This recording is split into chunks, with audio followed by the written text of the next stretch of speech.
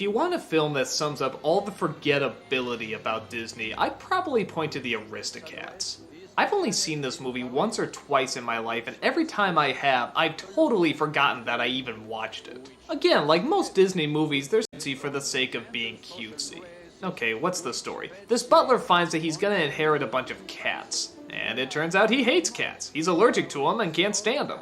So he tries to get rid of them through the old-fashioned cliche of throwing them off a bridge. Which, by the way, am I the only one disturbed that that's an old-fashioned cliche? Do people actually do this? What the fuck was wrong with folks back then? Well, anyway, there are these two pretty funny dogs that chase him down, and we do get a pretty entertaining chase scene out of it. But after that, it's just the cats trying to find their way home and the other interesting cats that they come across along the way. There's no depth, there's no intrigue, there's no interesting twists and turns, there's no fun adventure. It's just cats looking cute and bouncing around to fun music. I don't know, even as a kid I remember being really bored by this movie. I hear other people liked it when they were younger, but I don't know many that like it now that they're older. I actually find it one of the weaker Disney films simply because it leaves little to no impact. Even Disney, when it made its biggest mistakes, at least left memorable mistakes. This one I never even have any memory of watching. Yeah, I'm probably being too harsh on it. It probably was meant for much, much younger kids, but from Disney, I expected a lot more. Better story, better characters, better animation. Personally, I'd skip it.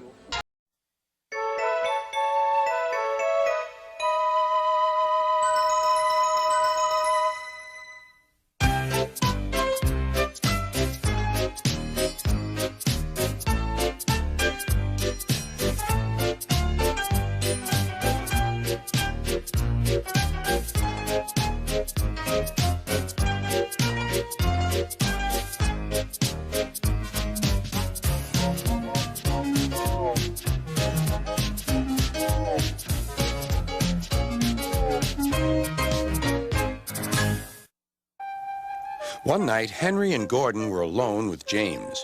Although Sir Topham Hatt was beginning to think well of him, whenever a chance came, the other engines would talk of nothing but bootlaces. "Remember when they had to use a bootlace to get you out of trouble, James?" they would tease. James tried to get back by talking about Henry, who got shut up in a tunnel, and Gordon, who got stuck on a hill, but they wouldn't listen. "You talk too much, little James," said Gordon. "A fine, strong engine like me has something to talk about. I'm the only engine who can pull the express. When I'm not there, they need two engines. Think of that. I've pulled expresses for years and have never once lost my way. I seem to know the right line by instinct."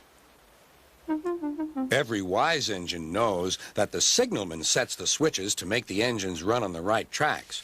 But Gordon was so proud he had forgotten. "Wake